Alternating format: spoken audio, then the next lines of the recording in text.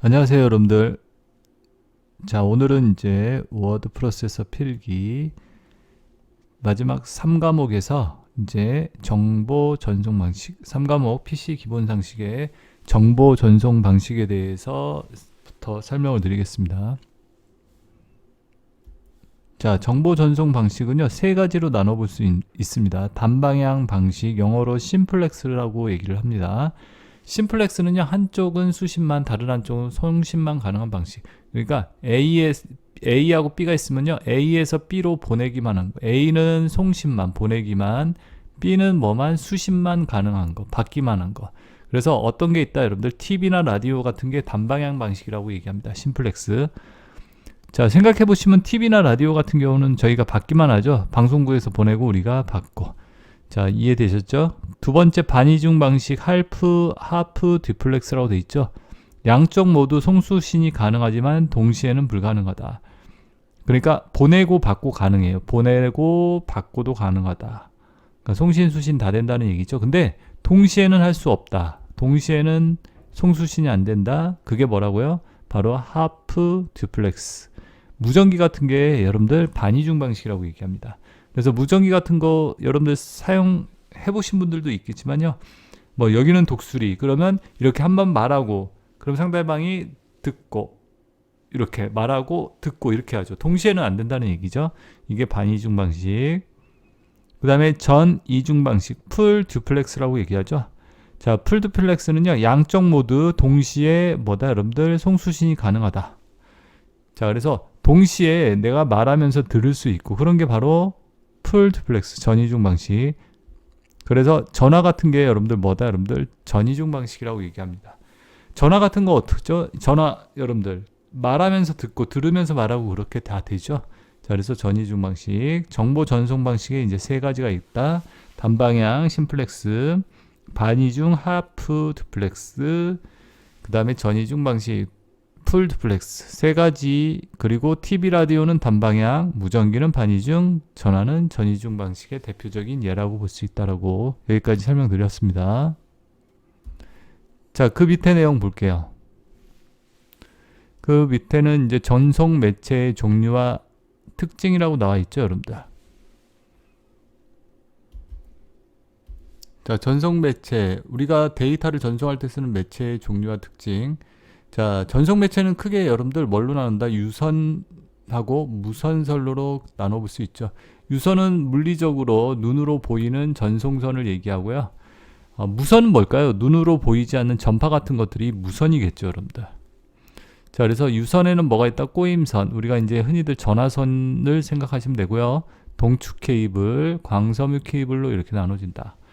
동축 케이블은 여러분들이 유선 방송에 쓰이는 이렇게 굵은 검정색 선들을 동축 케이블이라고 보시면 되고요.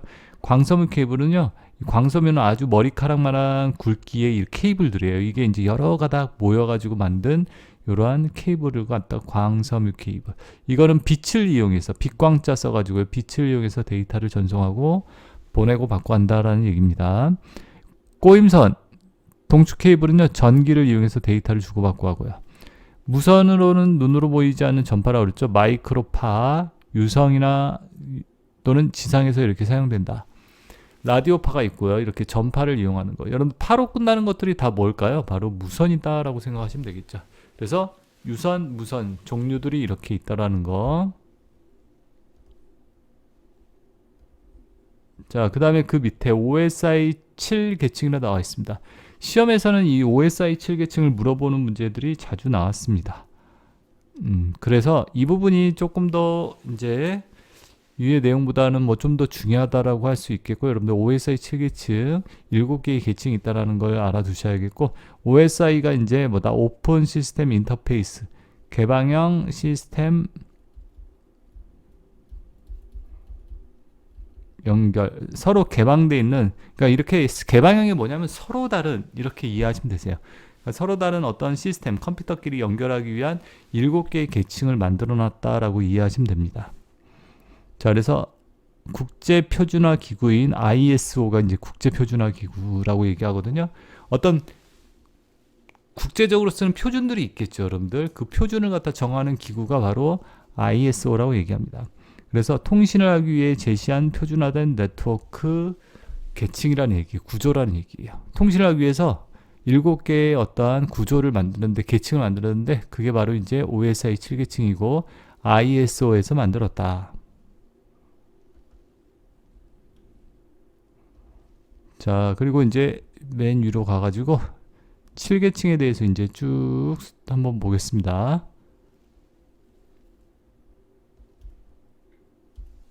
자, 1계층 나와 있죠. 1계층. 1계층부터 여러분들 7계층으로 7개의 계층 이렇게 구분이 되어 있죠. 1계층은 물리계층이라고 그래요. 물리계층. 기계적, 정기적인 규격이나 전송 매체를 다룬다. 자, 그리고 물리적인 장치와 인터페이스 전송을 위해 필요한 기능과 처리 절차를 갖다가 규정하고 있다라고 얘기를 합니다. 자, 그래서 첫 번째 물리계층이라는 것은요, 뭐라고 그랬죠, 여러분들? 기계적, 정기적인 어떠한 것들을 갖다가 규정하는 계층이다라고 이해하시면 되겠죠. 통신을 하기 위해서 어떠한 기계를 사용하고 최소한 어떠한 기준에 의해서 이런 기계가 필요하다라고 이렇게 절차, 이런 규정을 갖다 만들어 놓겠죠. 그래야지 통신이 될 거 아닙니까? 그죠? 그래서 이렇게 1계층은 어떤 물리적인 것들을 갖다 규정한다. 그죠? 기계적, 정기적인 그러한 것들을 갖다 규정하는 계층이다라고 이해하시면 될 것 같고요. 이제 2계층 나와있죠. 두 번째 계층은요, 이 물리계층이 정의가 된 다음에 두 번째는 이 데이터 링크 계층이 나옵니다. 데이터 링크 계층은요, 데이터 링크가 뭐예요, 여러분들? 연결이란 뜻이라고 그러죠. 연결. 데이터를 연결하기 위한 어떠한 규정을 갖다가 정해놓은 계층이다.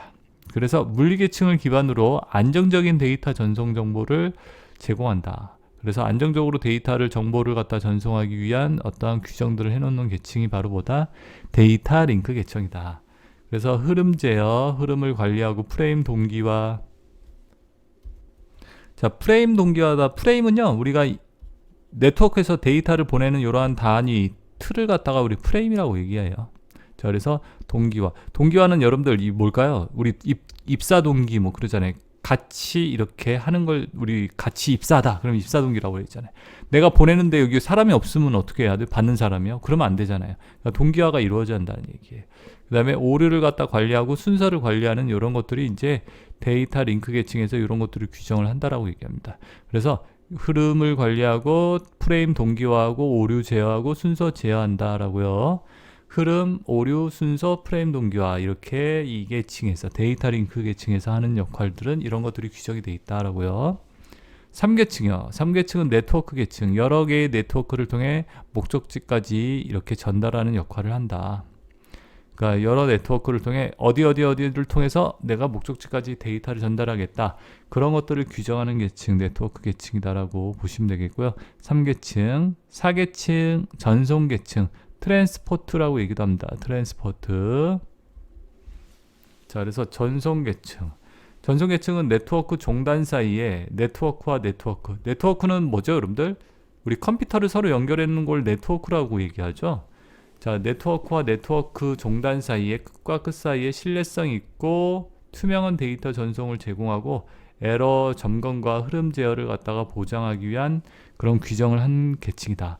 그래서 네트워크 종단 사이, 이런 말이 나오면 이 전송 계층, 또 투명한 데이터, 이러한 말, 투명한, 알겠죠? 이러한 말이 나오면 뭐다, 여러분들? 전송 계층 또는 트랜스포트라고, 이렇게 영어로는 트랜스포트라고 그러거든요. 자, 그래서 4계층. 자, 여기까지 1계층부터 4계층까지는 이렇게 하위 계층이다라고 얘기해요. 하위 계층. 그러니까 어떤 기계적인 거와 관련된 이런 설정을 한다라고. 하드웨어적인 부분. 또는 컴퓨터와 관련된, 우리 하드웨어적인 거 있죠? 컴퓨터와 관련된 것들을, 네트워크 관련된 것들을 갖다 이렇게 정의하는 계층이다. 하위 계층. 5, 6, 7은 상위 계층이라고 얘기해요. 사용자 서비스, 사용자에 대한 어떤 서비스와 관련된 것들을 갖다 규정을 한다라고 얘기해요. 그래서 5계층은요, 세션 계층. 세션 계층은요, 송수신 프로세서 간 대화 설정이라나 동기화를 제공한다. 프로세서는 여러분들 프로그램을 얘기해요. 실행 중인 프로그램 간의 대화 설정.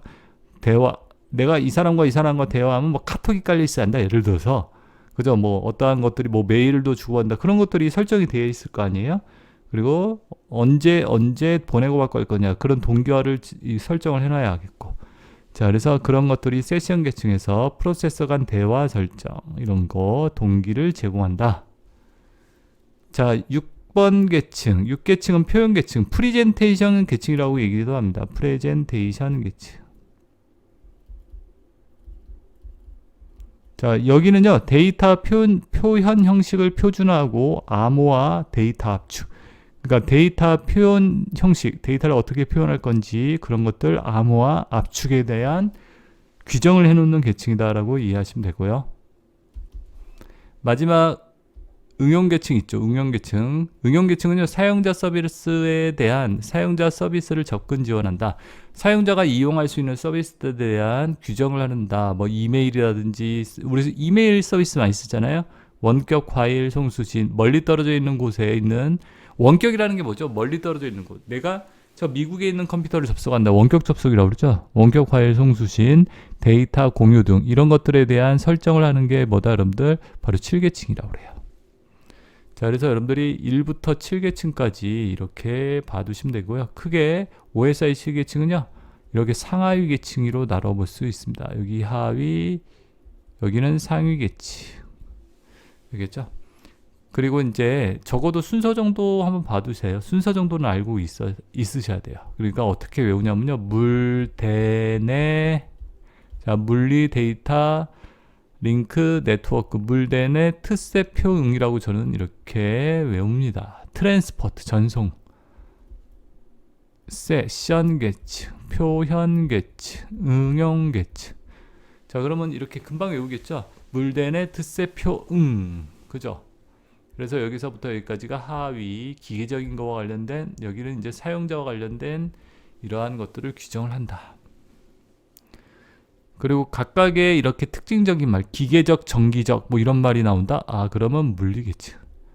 그죠? 안정적인 데이터 전송과 관련된 것들을 갖다가 뭐 한다? 데이터 링크 계층에서. 그래서 흐름 제어, 오류 제어, 순서 제어, 이렇게 제어라는 말이 이렇게 들어가죠. 관리 감독한다라는 거.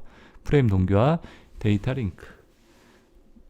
그리고 전송 계층은 이런 말.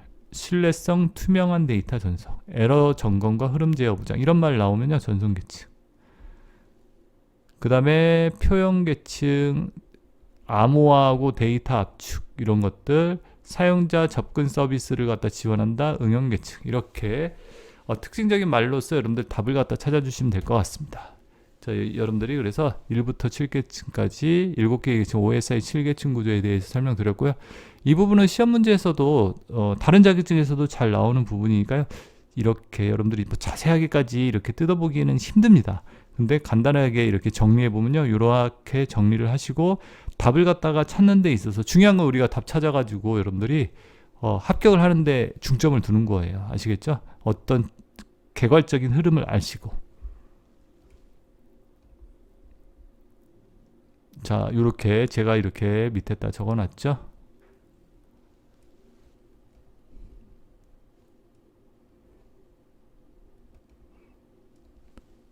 자, 그 다음에 여러분들 인터넷 프로토콜이라고 나와 있죠. 인터넷 프로토콜. 자, 프로토콜이라는 말 이렇게 나와 있는데요. 프로토콜을 뭐라고 그런다, 여러분들? 우리말로 하면요, 통신규약이라고 얘기합니다. 통신규약. 통신할 때 쓰이는 뭐다? 규칙과 약속. 알겠죠? 통신할 때 쓰이는 규칙과 약속을 우리가 프로토콜이라고 얘기해요. 자, 우리가 어떠한 것들을 할 때 규칙과 약속이 있어야지 어떠한 일이 제대로 진행될 수 있겠죠, 여러분들.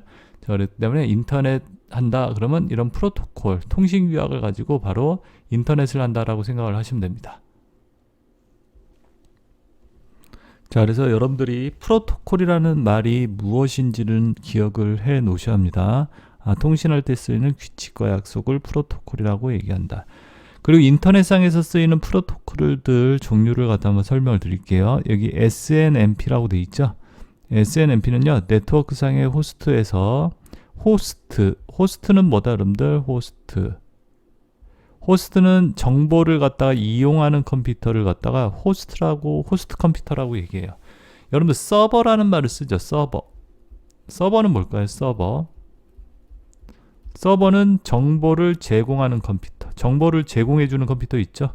네이버나 다음이나 구글이나 뭐 이런데. 그죠? 그게 이제 서버죠. 우리는 정보를 이용하기 때문에 호스트 컴퓨터 이렇게 얘기를 하고요. 자, 그래서 보시면 자, 호스트에서 정보를 수집하고 수정하여 장치의 동작을 변경한다. 자, SNMP 이렇게 나와 있죠, 여러분들.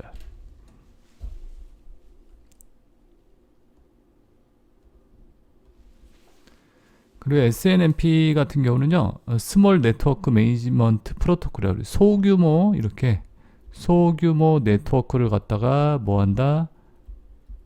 관리하는 프로토콜이라고 얘기합니다. 소규모 네트워크, 스몰.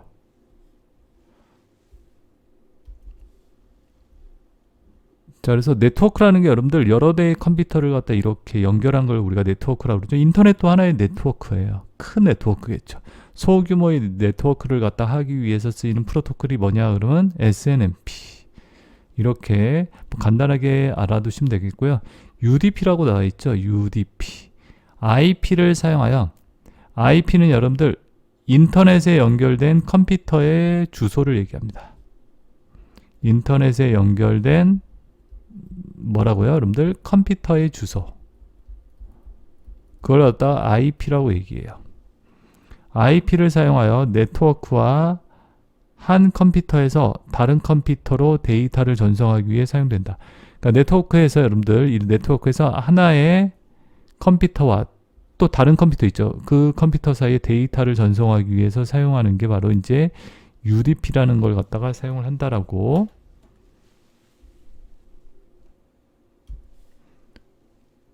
자, 그래서 여러분들 UDP라고 이렇게 되어 있는 거 이거는요 OSI 7계층 중에 우리 전송계층이라는 거 배우셨죠. 전송계층에 해당되는 프로토콜이에요. 그러니까 어떤 것들을 전송할 때 컴퓨터와 컴퓨터 사이 데이터를 주고받고, 근데 얘는요 비신뢰성을 갖다가 지향한다라고 얘기해요. 그러니까 어떠한 데이터를 빠르게 보낼 목적으로 이렇게 사용할 때 이 UDP라는 프로토콜을 사용하고요. 전송 계층에 해당 걸로서 요거와 똑같은 역할을 하는 걸로 TCP가 있어요. TCP가 있습니다. UDP하고 똑같은데 얘는 신뢰성을 보장한다. 이렇게 알아두시면 되세요. 인터넷에서는 여러분들 인터넷에서 데이터를 보낼 때 나는 이제 내가 이메일을 보낸다. 그럼 이메일을 보낼 때 어떻게 해야 돼요? 신뢰성이 있어야죠. 이 이메일 주소가 정확하게 가는지 안 가는지를 알아와야 하잖아요. 만약에 이메일 주소가 없으면 이메일 주소가 없다라고 뭐 이렇게 나오죠. 그게 이제 TCP의 역할이에요. TCP는 신뢰성을 보장을 하는 거예요. 그죠? 그래서 이제 이렇게 신뢰성을 보장하는 전송 프로토콜이 뭐냐 그럼 TCP. IP는 그냥 데이터를 전송함만 하여 이게 신뢰하지는 못하는 거예요. 뭐 있는지 없는지는. 그런데 그냥 데이터를 보내는 역할만. 내가 빠르게 데이터를 보내고자 한다 그러면 이 UDP를 사용한다라고 생각하면 되고. 그래서 UDP, TCP. 전송 계층에서 어떤 전송을 하는 그런 프로토콜이 두 개가 있는데 UDP가 있고 TCP가 있다. UDP는 비신뢰성, TCP는 신뢰성. 우리 인터넷에서 쓰는 이 프로토콜 전송 계층에 해당되는 프로토콜 TCP다라고 이렇게 알아두시면 됩니다. 그래서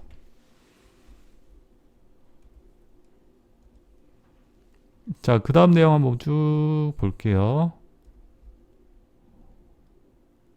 그 다음에 ARP라고 나와 있죠. ARP라는 프로토콜은 뭐냐? 자, ARP는요, IP 주소를 이용하여, IP가 뭐죠? 인터넷에 연결된 컴퓨터의 주소라고 그랬죠. IP 주소가. IP 주소는 여러분들 인터넷에 연결된 컴퓨터의 숫자 주소에 정확하게 말하면 숫자 주소. 숫자. 우리 인터넷 주소 이렇게 돼 있죠. www.네이버.com이다 이런 식으로 여러분들 영어 철자로 돼 있죠. 이렇게. 이런 걸 뭐라고 그러죠? 도메인이라고 그래요. 도메인 네임. 이걸 도메인 네임이라고 그러거든요. 이렇게 문자로 된 주소.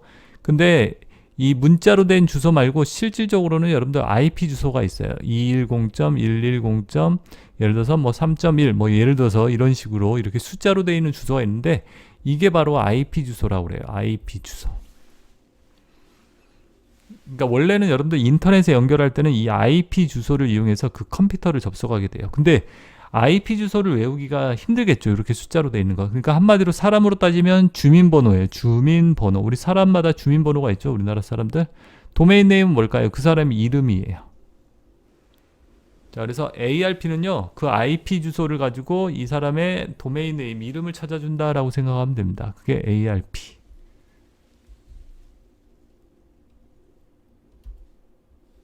자, 그리고 여기 보시면 이제 TCP하고 IP라는 프로토콜이 있죠. 자, 여러분들이 이 TCP IP라는 프로토콜, 이걸 두 개를 갖다가 알아두시고, 이 프로토콜이 뭐냐, 이걸 갖다 두 개를 갖다 이렇게 묶어서 불러요. TCP IP 프로토콜. 얘네를 뭐라고 그런다? 인터넷 표준 프로토콜이라고 얘기합니다. 자, 뭐라고요? 인터넷 표준 프로토콜. TCP IP를 갖다 인터넷상에서 사용하는 표준 프로토콜이다 라고 얘기를 해요. 자, 아시겠죠, 여러분들? 인터넷의 표준이 되는 프로토콜이 뭐냐, 인터넷 표준 프로토콜이 뭐냐, 그러면 TCP IP 이렇게 얘기를 하시면 됩니다. 그리고 이제 TCP와 IP에 대해서 좀 더 자세하게 알아보겠습니다.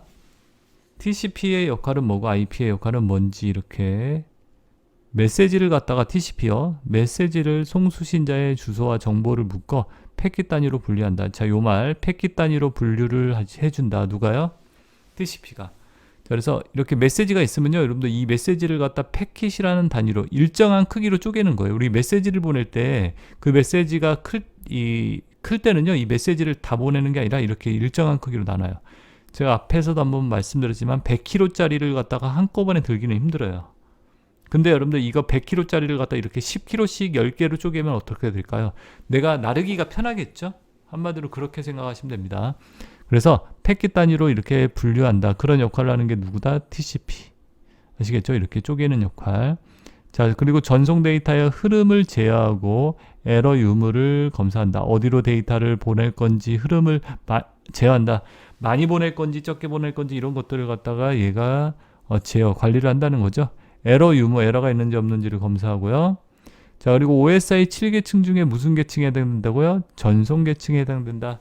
요 특징적인 말들을 갖다가 알아두시면 되겠죠. TCP는요, 패킷 단위로 뭐한다? 분할한다, 분류한다, 흐름 제어, 에러 유무, 전송 계층. 이렇게 외워두세요. 그러시면 여러분들이 답을 찾는데 크게 어려움 없이 답을 찾을 수 있습니다. 그런 역할을 하는 게 누구다? TCP. 그 다음에 IP 있죠. IP는요, 요 패킷의 주소를 해석하고 이 패킷이 들어있는 주소들 있죠. 어디로 갈 건지 다, 우리 택배에 있는, 택배 있죠. 택배에 보니 이렇게 주소 송장이 붙어 있잖아요. 어디로 갈 건지. 그거랑 똑같다라고 생각하면 돼요. 그 IP는요, 이 주소를 갖다가 해석하고 경로를 결정한다. 어떻게 우리 내비게이션 찍죠. 어디로 가면 좀 빠르게 갈 수 있는지. 그런 것 역할을 하는 게 누구다? IP예요. 그래서 이렇게 전송, 운반하는 역할을 한다. 실제로 해석해서. 자, 그리고 OSI 7계층에서 무슨 계층? 네트워크 계층에 해당된다. 얘는요, 네트워크 계층에 해당된다라고 이렇게 봐두시고요. 그래서 TCP IP, 요 두 개, TCP IP를 뭐라고 그래요? 인터넷 표준 프로토콜. 여러분들이 그래서 TCP IP에 대해서 이렇게 좀 더 자세하게 좀 알아둘 필요 있습니다. 시험에서 잘 나옵니다. TCP IP가. 아시겠죠?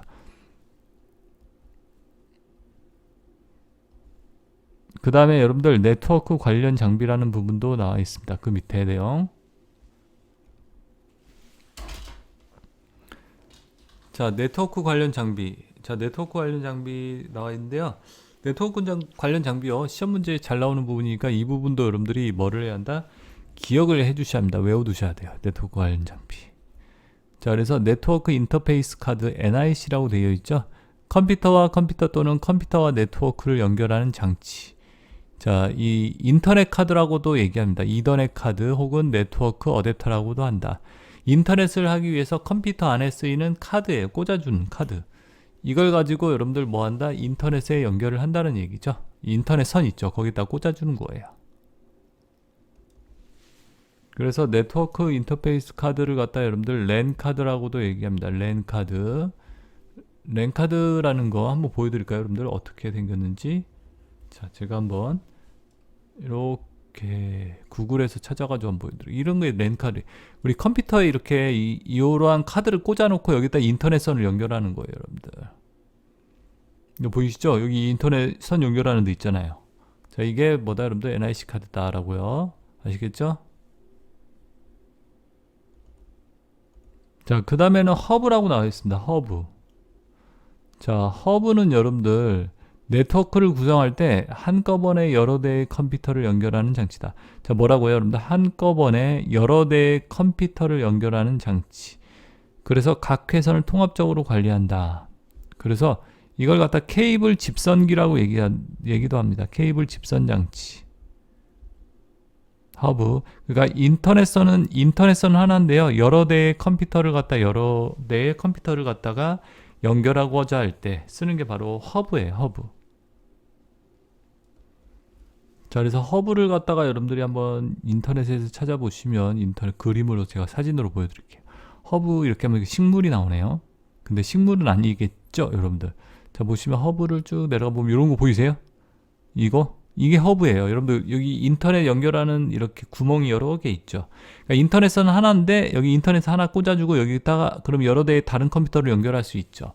이런 걸 바로 허브라고 그래요. 케이블 집선, 케이블이 모아진다. 그래서 케이블 집선 장치다라고 얘기를 한다는 거죠. 자, 이해되셨습니까, 여러분들? 허브가 뭔지요? 그래서 하나의 인터넷선에 여러 대의 컴퓨터를 연결하고자 할 때 사용한다라고 이해가 되시죠? 그 다음에 리피터라고 나와 있죠. 리피터. 리피터는 여러분들 신호 재생기 또는 증폭기라고 얘기합니다. 신호 재생기 또는 뭐라고요? 증폭기다라고 얘기해요. 자, 그래서 보면 거리가 증가할수록 감쇄하는 디지털 신호의 장거리 전송을 위해 수신된 신호를 재생시키거나 출력 전압을 높여 전송하는 장치다. 그러니까 여러분들 우리가 어떠한 말을 한다. 그럼 이 말이 신호겠죠. 이 말이 어떻게 돼요, 여러분들? 거리가 멀면 멀수록 이렇게 신호가 약해지겠죠. 아무래도 신호가 거리에 따라서 신호는 약해지게 돼 있어요. 그럼 이 신호를 갖다 증폭, 한 이 중간 정도에서 이렇게 증폭을 시켜줘요. 왜? 멀리까지 갈 수 있도록. 그래서 우리가 이 팽이 같은 거 있죠, 여러분들. 팽이를 돌릴 때 어떻게 하죠? 팽이를 막 치죠. 이렇게 팽이를 갖다 치잖아요. 왜? 팽이가 오래 돌 수 있도록. 증폭기가 바로 그런 역할을 하는 거예요. 이 중간에서 증폭을 시키는 거죠. 멀리까지 갈 수 있도록. 자, 그래서 그런 장치를 뭐라 그런다? 리피터라고 얘기합니다. 자, 이해되십니까, 여러분들? 리피터가 뭔지요? 신호 재생기 증폭기. 자, 그 다음에 그 밑에 브릿지라고 나와 있죠. 브릿지. 자, 브릿지는 뭐다, 여러분들? 브릿지 이렇게 나오는데요. 단순 신호 증폭뿐만 아니라 네트워크 분할을 통해 트래픽을 감소시키며 물리적으로 다른 네트워크를 연결할 때 사용된다. 그러니까 랜과 랜을 서로 연결한다. 자, 브릿지는요, 이 랜과 랜을 서로 연결할 때 이렇게 사용한다. 랜이 뭐죠? 랜. 이렇게 랜이 뒤에 가서도 여기서도 나오는데요. 랜이 근거리 통신망이라고 그래요. 근거리 통신망. 가까운 곳에 있는, 가까운 거리에 있는 컴퓨터들을 서로 연결하는 걸 랜이라고 그래요. 그러니까 여러분들이 만약에 학교에서 컴퓨터를 연결했습니다. 그건 랜이죠. PC방에서 뭐 연결한다, 랜이잖아요. 그러니까 서로 다른 랜끼리, 랜과 랜을 갖다 서로 연결한다. 그러면 이게 브릿지라는 걸 이용해서 이 랜과 랜을 갖다 서로 연결을 시킨다라고 얘기합니다. 자, 알겠죠, 여러분들? 그래서 그걸 갖다 뭐라 그런다? 브릿지. 자, 여러분들이 그래서 이렇게 특징적인 말을 갖다가 기억을 해주시면 되세요. 리피터, 허브, 랜 카드라고 그러죠? 네트워크 인터페이스 카드까지 이렇게 알아봤습니다. 네트워크 관련 장비 알아두셔야 한다라고 말씀드렸어요, 여러분들. 자, 그리고 여러분들 네트워크 관련 장비 중에 이 장치도 있는데 요거 라우터라는 장비가 있고 게이트웨이라는 장비가 있습니다. 이 두 개가 시험 문제에서는요, 네트워크 장비 중에 이 시험 문제가 가장 잘 나오는 게 이 게이트웨이하고 라우터 있죠. 앞에 것들은 모르더라도 요거는 꼭 외워두셔야 합니다. 아시겠죠? 시험 문제에 이 네트워크 장비 부분에서 얘네가 잘 나온다. 라우터라는 것은 뭐냐? 라우터는요, 여러분들 인터넷 접속할 때 반드시 필요한 장비로 여기 이 말 최적의 경로를 설정하여 데이터를 전송하는 장비다. 그러니까 우리가 네트워크를 통해서 인터넷을 통해서 데이터를 보낸다. 그때 최적의 경로를 설정해서 데이터를 보내는 그런 역할을 하는 게 뭐라고요? 라우터. 차에서 요즘은 내비게이션이 거의 필수로 들어가죠, 여러분들. 그죠? 내비를 왜 사용하죠? 최적의 경로를 이용해서 내가 어떤 목적지까지 찾아가는 역할을 해주잖아요. 그런 역할을 하는 게 뭐다? 라우터라고 이해하시면 된다는 얘기죠. 그래서 시험 문제에 최적의 그 다음에 경로 이런 말이 나오면 뭐다? 라우터라고 이해하시면 되겠죠. 자, 그 다음에 여러분들 여기 게이트웨이라는 장비 보이죠? 게이트웨이. 게이트웨이는 여러분들 우리 공항 같은 데 가보면 여러분들 외국에 나갈 때 어디를 통과하죠? 게이트웨이를 통해서 다른 나라로 이렇게 가죠? 그죠? 다른 나라로 이렇게 항공기를 타고 우리가 외국으로 나가죠. 자, 게이트웨이라는 장비는요, 서로 다른 네트워크를 상호 연결하는 장치다. 그래서 서로 다른 네트워크를 갖다가 연결하고자 할 때 내가 이 한국에서 저 미국에 있는 네트워크를 연결한다. 그럼 뭐를 통해서 연결한다고요, 여러분들? 이 게이트웨이라는 장비를 통해서 연결을 합니다. 주로 랜에서 다른 네트워크로 데이터를 보내거나 다른 네트워크로 데이터를 받아들일 때 이렇게 다른 네트워크로 데이터를 받아들인다. 그죠? 또는 데이터를 내보내고자 할 때 다른 네트워크로 뭐를 사용한다? 게이트웨이. 자, 그래서 시험에서는 여러분들 네트워크 장비 중에 이 두 개가 시험 문제로 거의 많이 출제가 됩니다. 그래서 서로 다른 네트워크 이렇게 하면 게이트웨이, 최적의 경로 라우터라고 알아두시면 되겠죠, 여러분들.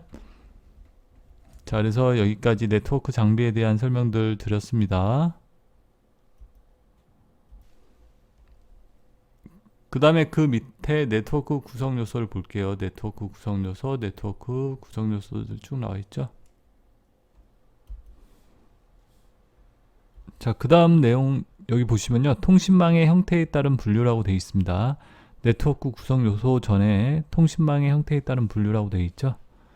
자, 여러분들 보시면 랜이라고 되어 있죠. 랜은요 근거리 통신망이라고 얘기해요. 근거리 가까운 곳을 연결한 통신망, 이걸 랜이라고 얘기하겠죠. 랜. 자, 그래서 여러분들이 가까운 거리에 그럼 근거리라고 얘기하죠. 가까운 곳에 있는 컴퓨터들을 서로 연결해서 사용된다. 그러면 이걸 랜이라고 얘기하고요. 자원 공유를 목적으로 전송거리가 짧은 학교나 연구소, 병원 등의 구내에서 사용하는 통신망을 얘기한다라고요.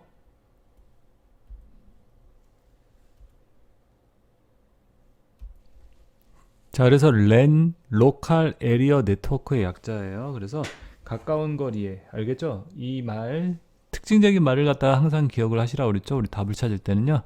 거리가 짧은, 그죠? 근거리, 학교, 연구소, 병원, 이렇게 거리가 짧은 지역에 컴퓨터들을 서로 연결해서 사용하는 것이다. 알겠죠? 그러한 통신망을 랜. WAN은요, 광역통신망, 넓은 지역. 그러니까 예를 들어서 미국과 한국을 서로 연결한다. 이게 이제 넓은 지역이겠죠. 광역통신망 이렇게 얘기하는 거예요. 맨은요, 메트로폴리스, 도시와 도시 사이를 연결하는 거. MAN. 자, 그 다음에 VAN이라고 있죠. 기간통신 사업자로부터 통신회선을 빌려서 기존의 정보에 새로운 가치를 더해서 다수의 이용자에게 판매하는 통신망이다 라고요. 기간통신 사업자로부터. 그러니까 이 인터넷 회선 있죠. 이 인터넷 회선을 갖다가 이렇게 서비스하는 업체를 갖다가 기간통신 사업자라고 그래. 뭐 KT, LG, SK 이런 데 있죠. 이런 데에서 여러분들 통신 회선을 가지고 있겠죠. 그리고 그 통신 회선을 빌려서 여러분들 어떠한 정보를 갖다 제공해주고 뭐 한다? 여러분들 이윤을 추구하는 그러한 통신망을 부가가치 통신망이라고 얘기를 합니다. 아시겠죠? 그러니까 알뜰폰이라고 있잖아요. 알뜰폰이라고 있죠. 이 알뜰폰은 여러분들 KT나 LG나 SK의 통신망을 이용하고 자기네들이 이 전화 서비스를 이용하고 돈을 버는 거죠. 자, 이러한 통신망을 VAN, 부가가치 통신망이라고 얘기합니다. 부가가치 통신망. 자, 그래서 부가가치 통신망이 뭐냐? 그러면 VAN. 자, 그리고 MAN, 도시, WAN, 광역, LAN. 자, 그리고 거리에 따라서 보면 랜, 그 다음에 MAN, 그 다음에 가장 넓은 게 뭐라고요? when. 이렇게 된다는 거죠. 자, 이해되셨죠, 여러분들? 자, 그래서 이 부분 여러분들 특히 렌에 대해서 또는 VAN에 대해서 시험 문제는 이렇게 두 개가 출제가 많이 되는 편이에요. 자, 그 다음에 그 밑에 네트워크 구성 요소라고 나와 있습니다. 자, 네트워크 구성 요소를 보겠습니다. 네트워크를 구성하는 요소들에 대해서 알아볼 텐데요. 자, 보시면 여러분들 네트워크 구성 요소, 이 용어들도 여러분들이 좀 네트워크 부분에서 알고 있으셔야 할 용어들이고요. 클라이언트 나와 있죠. 자, 클라이언트는 네트워크에서 다른 컴퓨터나 서버에 연결하여, 그러니까 네트워크가 뭐죠? 컴퓨터와 컴퓨터들을 서로 이 선으로 연결하는 게 네트워크라고 그랬죠. 그래서 다른 컴퓨터나 서버에 연결하여 파일이나 프린터 등의 공유 자원을 사용할 수 있게 해주는 프로그램이다. 그러니까 내가 다른 컴퓨터 연결해서 거기에 있는 파일 있죠. 파일이 있거나 또는 프린터가 있겠죠. 그 다른 컴퓨터에 있는 파일이나 프린터를 갖다가 공유할 수 있게, 공유라는 게 같이 사용한다 이 뜻이잖아요. 사용할 수 있게 해주는 프로그램이 뭐다? 클라이언트라고 얘기를 합니다. 자, 아시겠죠? 여러분들 클라이언트 프로그램이 뭐냐? 클라이언트가 뭐냐? 그러면 아, 이런 거구나 라고, 그죠? 다른 컴퓨터에 또는 서버에 연결되어 파일이나 프린터를 공유할 수 있게 해준다. 그리고 아까도 설명드렸지만요, 프로토콜이라는 말은 뭐라고 얘기하죠? 서로 다른 컴퓨터 간에 정보 교환을 가능하게 하는 통신 규약이다. 통신할 때 쓰이는 규칙과 약속, 이걸 프로토콜이라고 얘기를 하죠. 그 다음에 서비스라고 있죠. 서비스. 내 컴퓨터에 설치된 파일, 프린터 등의 자원을 다른 컴퓨터에서 공유할 수 있도록 해주는 소프트웨어다. 자, 아까 이 클라이언트와는 조금 다른 개념이에요. 이거는 내가 다른 컴퓨터에 있는 파일, 프린터 등의 공유 자원을 사용할 수 있게 해주는 거고, 이거는요, 서비스는 내 컴퓨터에 내가 사용하는 컴퓨터 있죠. 그 안에 있는 파일이나 프린터 등을 다른 컴퓨터가 사용할 수 있게 공유를 시켜주는 거예요. 이게 공유가 돼야지 다른 컴퓨터에서 접속할 수 있겠죠. 그게 이제 서비스. 얘랑 어떻게 보면 약간 반대의 개념이죠. 얘는 공유를 할 수 있도록 해주는 거고, 이거는 공유한 자원을 이용할 수 있게 해주는 거고, 클라이언트는.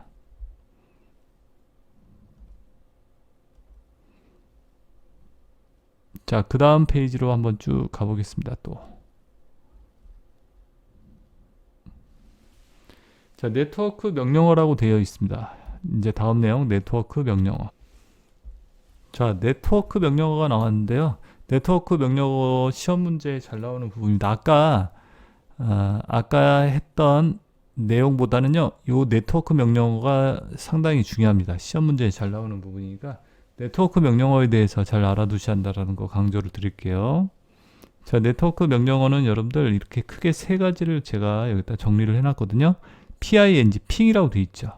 핑은 네트워크 연결 상태를 체크하거나 목적지까지 걸리는 시간을 확인하는 것이다. 자, 그래서 네트워크 연결 상태를 점검한다. 그게 핑이라는 명령어를 이용해서 A라는 컴퓨터, B라는 컴퓨터가 있으면 내가 이렇게 A라는 컴퓨터한테 신호를 쏴요. 그래서 신호를 보내고 되돌아오는 시간이 있겠죠. 신호를 보내가지고 되돌아오는 시간.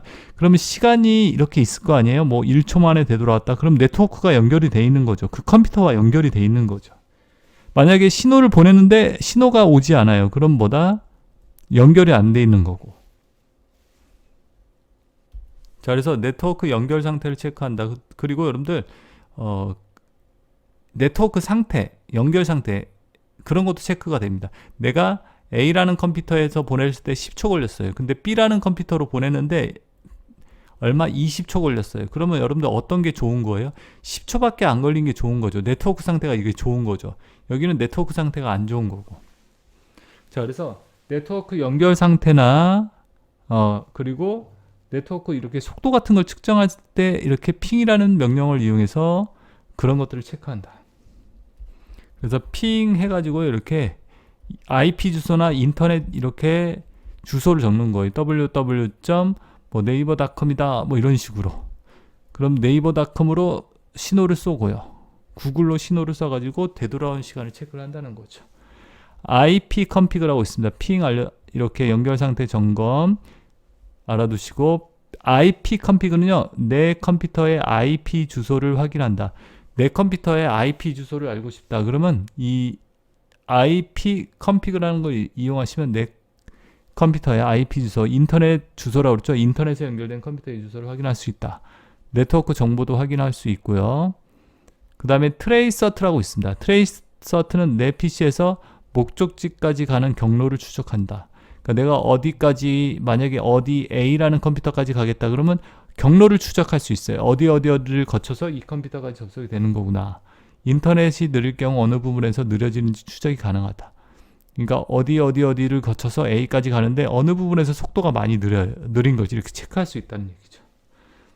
트레이서트, 경로 추적 이렇게 외워두시면 됩니다. 자, 그래서 여러분들이 이 핑, IP 컨피그, 트레이서트 이렇게 알아두세요. 자, 그래서 문제에서 네트워크 정보를 확인하고 싶다. 내 IP 주소나 이런 것들, 그러면 IP 컨피그. 네트워크 연결 상태를 점검하겠다. 어떤 특정 컴퓨터까지 연결 상태, 그러면 핑. 트레이서트, 어떤 목적지 컴퓨터까지 경로를 추적하겠다. 트레이서트, 아시겠죠? 이렇게 세 가지. 자, 그 다음에는요, 정보 보안 위협이라고 나와 있죠. 정보 보안 위협, 보안에 위협되는 유형들이 있겠죠. 그 정보 보안 유형의 위협 유형들을 갖다가 알아보겠습니다. 자, 보시면 가로막기라고 되어 있죠. 가로막기. 가로막기는 여러분들 데이터가 정상적으로 전달이 되는 걸 가로막아서 흐름을 방해하는 행위라고 얘기합니다. 자, 그러니까 우리가 데이터를 갖다 이렇게 A에서 B로 전송하는데 가로막아버린다. 이렇게 벽을 쳐서 막는다. 그러면 이게 뭐다, 여러분들? 가로막기라고 얘기하죠. 흐름을 방해한다. 흐름을 방해하는 행위다. 그죠? 이렇게. 그래서 가용성을 저해한다라고 얘기합니다. 알겠죠? 가용성. 내가 사용해야 하는데 사용하지 못하도록 저해한다. 이 뜻이겠죠. 그 다음에 가로채기가 있죠. 자, 가로채기는요, 송신된 데이터가 수신지까지 가는 도중에 몰래 보거나 도청한다. 그래서 정보를 유출하는 그런 행위를 갖다가 뭐 한다? 가로채기라고 얘기합니다. 자, 그래서 A에서 B로 데이터를 보내는데요, 이렇게 가로챈다. 이렇게 빼돌린다는 얘기예요. 빼돌리는 거. 아시겠죠? 그래서 몰래 보거나 여러분 도청을 한다. 알겠죠? 그러면 그게 뭐라고요, 여러분들? 가로채기. 인터셉트라고 얘기하죠. 인터셉트. 기밀성을 제한다. 기밀해야 하는데 그 기밀성을 갖다가 저해를 시킨다라고 얘기를 하죠. 그 다음에 수정이라고 있죠. 세 번째 수정.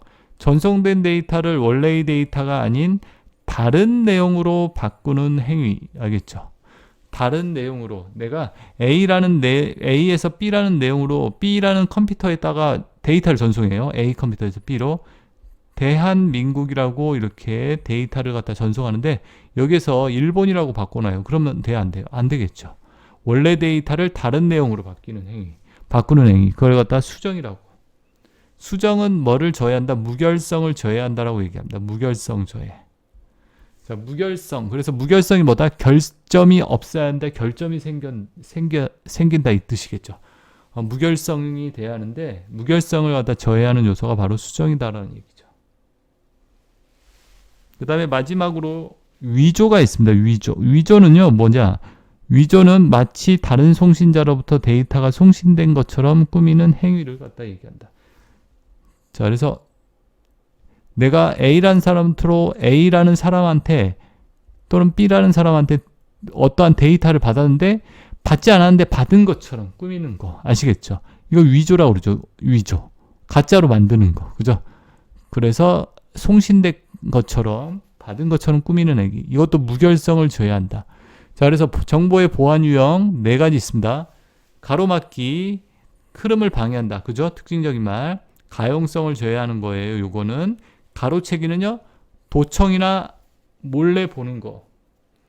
아시겠죠? 그렇게 생각하시면 되겠죠. 그래서 기밀성을 저해한다라고요. 기밀해야 하는데 그 기밀성을 저해한다. 수정은요, 다른 내용으로 바꾸는 거 무결성 저해. 위조는요, 거짓으로 송신된 것처럼 꾸민다. 이것도 무결성을 저해한다라고 이렇게 알아두시면 되겠죠, 여러분들.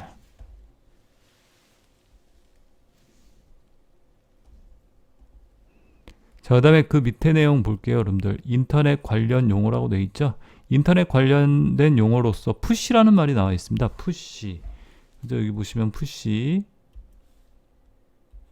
인터넷상에서 서버상에 있는 정보를 클라이언트에게 자동으로 배포하는 거. 자, 서버에 있는 정보를 누구한테요? 클라이언트한테 배포하는 걸 갖다가 이렇게 푸시한다라고 얘기하죠. 푸시, 밀어내다. 그죠?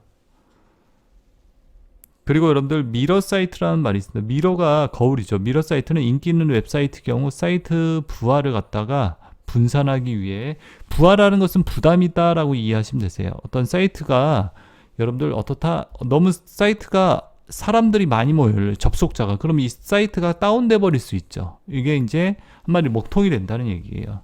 그런 걸 대비하기 위해서 이제 미러 사이트라는 걸 만듭니다.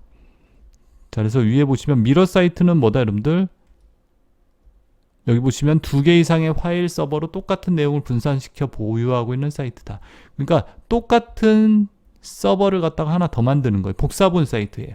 A라는 사이트에 너무 많은 사용자가 접속을 해요. 여기는 100명밖에 접속이 안 되는데 200명 접속하면 큰일 나겠죠. 그러니까 100명 넘어가면 여기 똑같은 사이트를 하나 더 만들어 놓고 여기로 접속을 시키는 거죠.